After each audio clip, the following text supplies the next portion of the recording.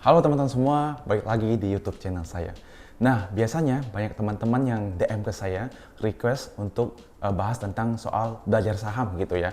Nah, dari itu saya ingin sharing kali ini tentang belajar saham dari nol gitu teman-teman ya.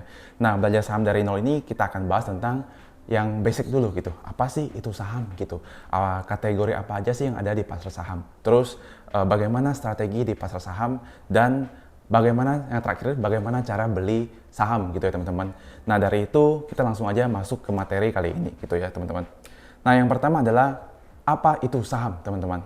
Pasti teman-teman pernah sering mendengar bahwa saham itu judi gitu ya. Sama, saya juga pertama sebelum mengenal saham gitu ya teman-teman. Saya masih tinggal di daerah, saya tahunya itu saham itu judi gitu ya. Karena kenapa saya bisa bilang begitu? Karena lingkungan di sekitar saya mengatakan bahwa saham itu judi, akhirnya saya juga mempunyai mindset bahwa saham itu judi. Kenapa bisa jadi judi gitu teman-teman ya? Mungkin karena waktu itu di lingkungan saya pernah ada yang main saham gitu. Akhirnya karena dia main saham berugi, dia langsung mengatakan dan menjudge bahwa saham itu judi gitu teman-teman. Karena dia rugi di saham dan langsung mengatakan ini adalah judi dan tidak baik gitu. Jadi kita tidak boleh menyentuh hal ini.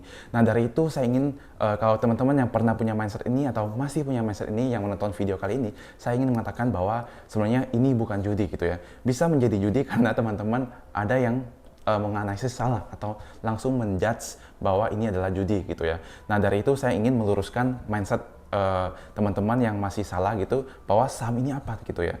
Nah yang saham ini sebenarnya adalah surat berharga yang mewakili dari kepemilikan bisnis atau perusahaan di belakangnya teman-teman. Nah ketika kita beli saham teman-teman, saham ini kita mempunyai sebenarnya suratnya gitu ya. Tapi karena zaman sekarang udah canggih, jadi berupa surat elektronik yang mewakili kepemilikan bisnis perusahaan tersebut. Contohnya kan ada banyak perusahaan IPO ya teman-teman. Ketika teman-teman beli perusahaan tersebut, nah teman-teman mewakili punya kepemilikan tersebut. Meskipun teman-teman cuma beli satu lot ya, ya kepemilikannya jadi kecil. Tapi kalau teman-teman beli terus lama-lama ya teman-teman cicil sampai teman-teman mempunyai one day mempunyai berapa persen gitu ya di perusahaan tersebut. Nah teman-teman sudah menjadi bisa bertemu dengan semua manajemen di sana gitu, direktur di sana. Teman-teman dihargai sebagai investor. Kalau teman-teman sudah punya lebih banyak gitu ya. Kalau lebih kecil juga dihargai, cuman ya inilah hukumnya. Misalnya kalau kita punya minoritas, ya kita masih tidak ini. Kalau kita punya mayoritas, misalnya punya 5%, 10%, ya kita akan lebih dilihatlah sama oleh manajemennya gitu ya. Nah, terus di belakang dari saham ini kita tahu bahwa ada produknya gitu. Contohnya BCA gitu kan. Kita kan punya rekening bank BCA. Kalau kita dengar kata tahapan nih, yang di otak kita mungkin munculnya adalah BCA gitu ya. Ada produknya, ada bisnisnya yang berjalan di belakang gitu ya. Ada manajemennya dan ada karyawan yang bekerja di belakang perusahaan tersebut. Jadi kita tahu bahwa kita ke BCA nih ada orang yang melayani kita, ada satpamnya yang sangat ramah, halo Pak Tommy gitu ya, ada yang bisa dibantu. Nah itu adalah ciri khas dari BCA. Ada semua customer service, kasirnya gitu ya, yang melayani kita gitu. Itu adalah semua orang yang di belakang perusahaan tersebut gitu teman-teman. Nah terus kenapa sih kita harus memilih investasi di pasar saham gitu? Nah kalau kita melihat sebelum itu ya, kita lihat bahwa perusahaan yang bisa kita beli untuk saham ini adalah perusahaan yang sudah IPO teman-teman. Yang sudah IPO, yang sudah listing di Bursa Efek Indonesia teman-teman. Untuk sekarang ya sudah ada 700-an saham yang bisa kita beli, yang ada di publik gitu teman-teman. Jadi bisa kita cek di idx.co.id ya teman-teman. Kita bisa lihat ada daftar saham yang bisa kita lihat 700-an saham ini apa aja sih yang bisa kita beli gitu. Banyak sekali, ada sektor apa aja bisa kita cek di sana gitu teman-teman. Nanti saya coba tampilin di sini teman-teman ya. Jadi kita bisa melihat saham yang kita mau beli, saham yang kita cari, atau kita mungkin di lingkungan kita ada saham yang bisa hidup dalam hidup kita gitu teman-teman ya. Terus yang terakhir, kenapa banyak yang tertarik invest di pasar saham? Nah, karena banyak yang membuat orang tertarik invest di sini adalah karena secara histori nih teman-teman, IHSG 23 tahun terakhir naiknya 12% per tahun kalau kita rata-ratakan ya teman-teman. Nah, kalau teman-teman 12% per tahun itu bagus nggak teman-teman? Atau tinggi nggak gitu? Kalau menurut saya sih udah bagus banget. Itu cuma IHSG-nya aja loh, belum saham-sahamnya yang ada di public gitu ya. Sedangkan kalau kita lihat tahun 2000 misalnya ya, kita lihat saham BCA gitu, harganya itu masih berapa ini ya, ratus atau berapa ratus perak gitu. Sedangkan hari ini adalah sahamnya sudah 30-an ribu. Itu naiknya udah gila banget gitu teman-teman. Nah, yang membuat orang ingin invest di pasar saham adalah karena nih orang pasti akan mencari mana sih instrumen investasi yang returnnya tertinggi dibandingkan instrumen yang lain. Contohnya, kita tahu bahwa deposito saat ini returnnya adalah kalau net ya mungkin sekitar 3%-an sampai 4% tergantung banknya.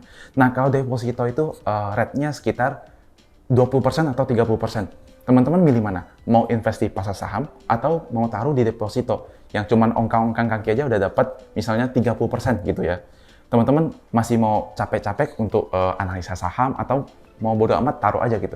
Pastinya teman-teman mau taruh aja dong di deposito. Nah, sebenarnya deposito pada saat 20-an tahun terakhir ya, contohnya tahun 2000 atau tahun 98 sampai 2000, itu returnnya pernah mencapai 40% teman-teman. Kalau teman-teman cari ini ya, nanti saya coba tampilin tabelnya ya teman-teman. Itu tahun 98 sampai tahun 2000, itu pernah mencapai 30% sampai pernah 50%. Nah, kalau misalnya deposito 50%, mau nggak teman-teman investasi di pasar saham? Ya pastinya nggak mau dong, karena kita taruh aja 100 juta di deposito. Contohnya kalau masih 50% ya, kita setahun dapat 50 juta, nggak usah ngapa-ngapain gitu. Nah, sedangkan di pasar saham kita harus cari lagi, analisa lagi, dan belum tentu dapat 50% loh. Karena kita harus, kan di saham itu nggak ada yang pasti gitu, tapi secara jangka panjang baru pasti gitu. Nah, pastinya kita ingin mencari deposito gitu, taruh aja di deposito. Nah, tapi karena deposito semakin tahun di Indonesia semakin mengecil, ya bunganya, menurun sampai seperti sekarang gitu. Akhirnya orang-orang mencari mana sih instrumen yang lebih tinggi gitu. Masuklah mereka ke pasar saham. Karena mungkin sehari ada yang bisa naik 20%, sehari ada yang bisa naik 25% gitu ya.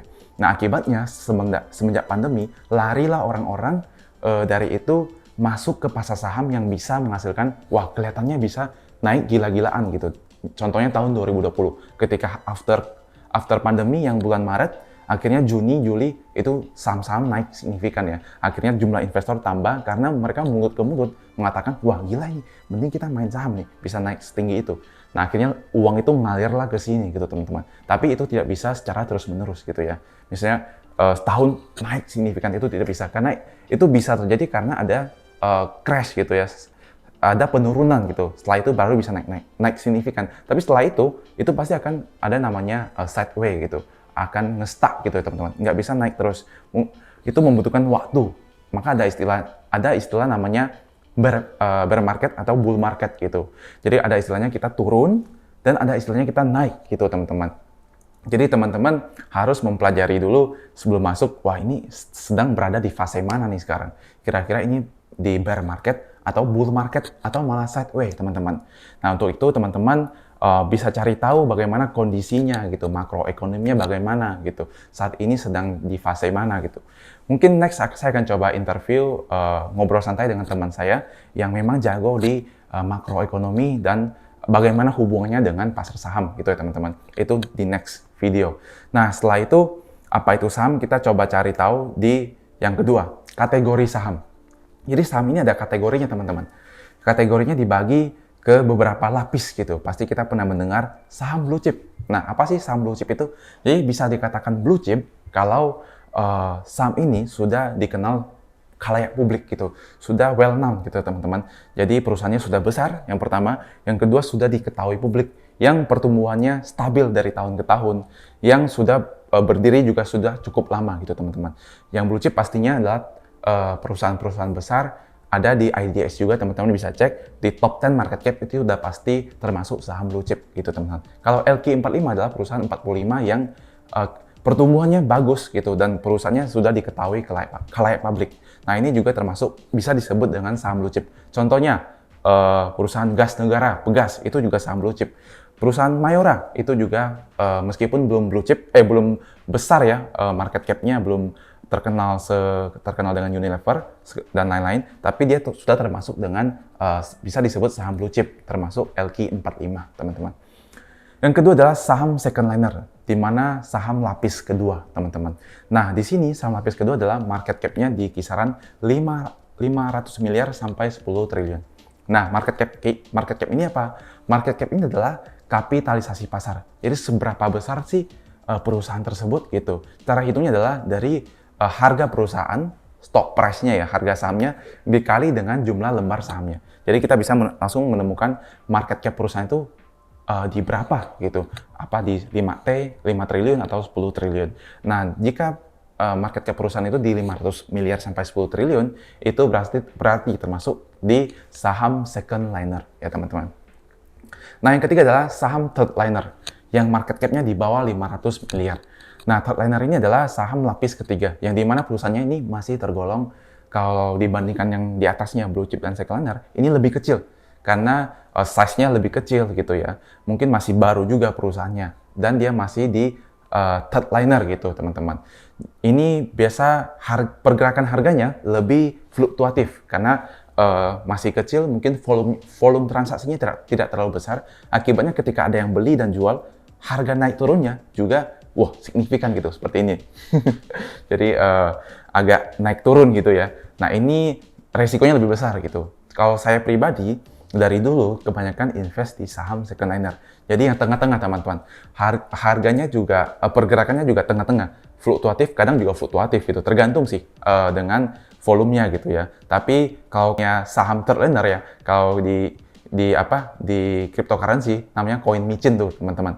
Jadi ada pergerakannya sangat fluktuatif. Naik turunnya itu sangat cepat gitu teman-teman. Itu juga ada di saham, namanya saham third liner gitu teman-teman.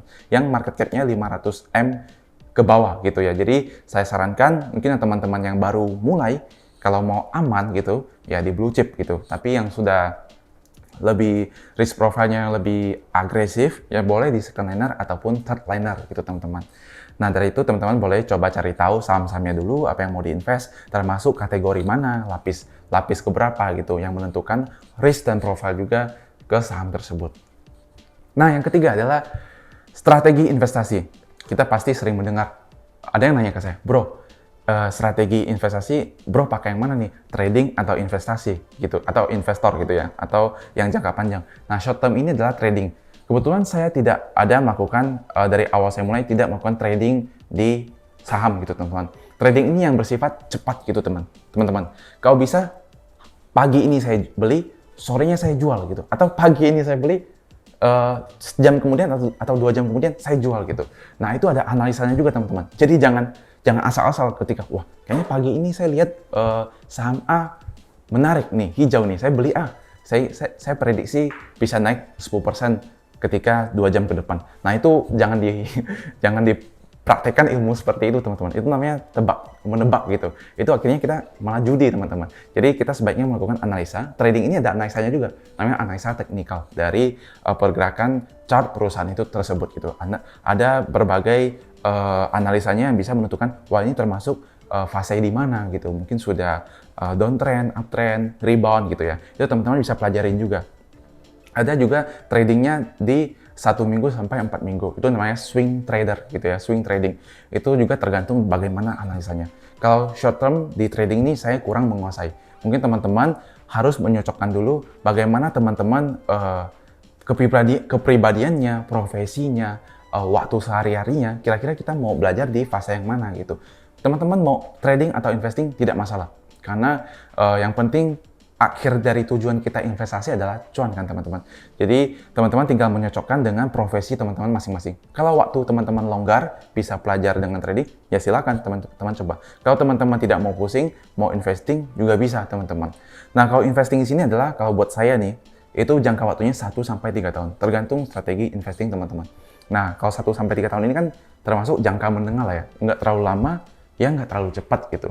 Nah, dari sini kita bisa menggunakan strategi investing.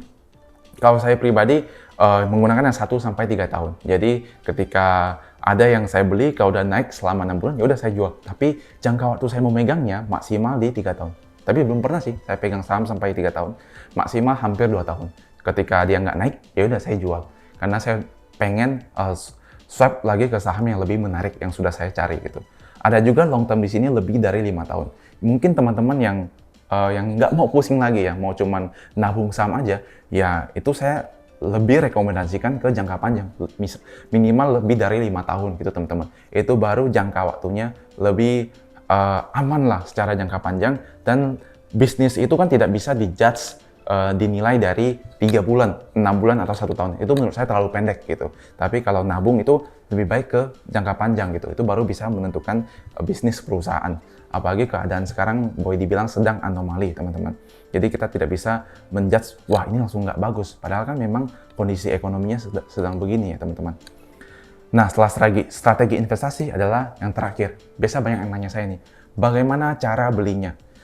Cara beli saham itu sangat gampang teman-teman. Jadi untuk investasi di perusahaan public company, itu kita harus punya akun sekuritas. Sekuritas ini adalah penengah dari kita ya, penengah kita untuk beli sahamnya gitu. Jadi untuk cari sekuritasnya, teman-teman boleh cari yang sudah terdaftar di BEI dan berizin di OJK, teman-teman. Ini ada juga bisa kita cari di idx.co.id lagi, teman-teman.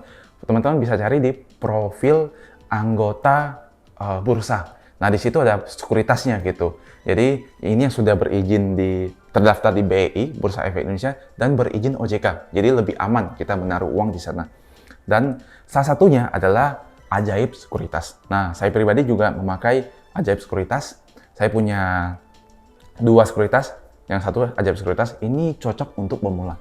Karena UI UX-nya, tampilannya ya, sangat mobile friendly ya, sangat gampang dilihat untuk pemula. Jadi nggak sampai yang wah banyak chartnya gitu atau ini membingungkan oleh investor gitu. Jadi ini sangat gampang dipakai, sangat gampang dipahami, cara beli jualnya sangat gampang. Dan untuk teman-teman yang ingin daftar, menurut saya teman-teman bisa menggunakan link dari saya ya. Ini saya tampilkan di deskripsi saya. Jadi teman-teman tinggal klik linknya dan ikutin petunjuk pendaftarannya gitu teman-teman. Habis itu teman-teman bisa langsung beli saham sesuai dengan yang sudah teman-teman analisa atau teman-teman yang ingin tabung gitu teman-teman. Kalau teman-teman bingung cara pakainya, mungkin next saya akan review atau bisa nonton di channelnya Bro Andika Astoro Putra, karena beliau pernah mengajarkan bagaimana cara beli dan jualnya, cara pakai Ajaib Sekuritasnya. Teman-teman bisa cek di YouTube-nya Bro Andika Astoro Putra. Mungkin sekian video kali ini ya tentang belajar saham dari nol. Next saya akan bahas yang tentang saham lagi di lain video. Semoga video kali ini bermanfaat. Saya ucapkan salam tambah sehat, tambah kaya. Thank you.